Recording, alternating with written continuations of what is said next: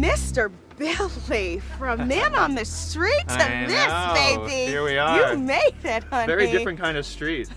Yeah. We're talking about the theme of feeling like an outsider, bloodline, not belonging. Do you still or ever go anywhere and feel like you don't belong?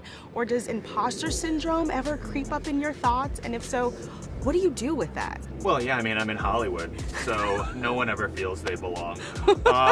They might act like it, but it's a land of deep, endless insecurity, but people pretending to be very confident.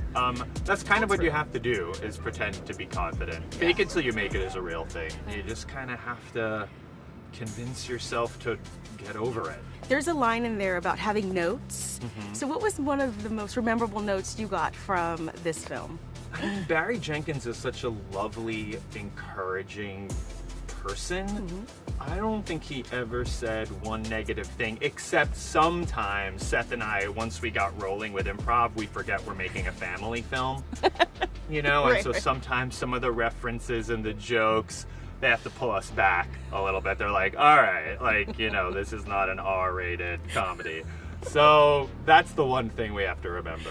This time was really fun. I mean, it was fun the first time, but I was nervous. You know, I was stepping into Nathan Lane's role. I've loved Nathan since I was a kid.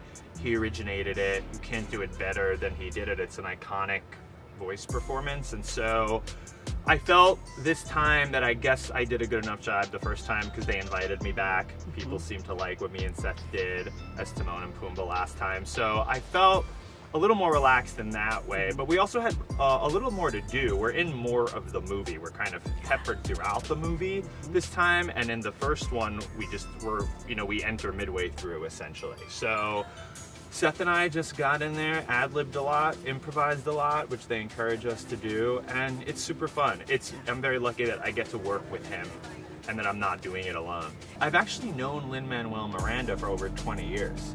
Yeah, we met when we were both unknown, much younger, struggling writer-performers in New York, I think back in 2004.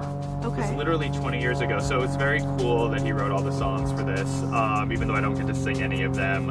But there's one song, I Always Wanted a Brother, I think it's called, that it's just so great, it's so catchy, and it's like classic Lin-Manuel. I have two little boys.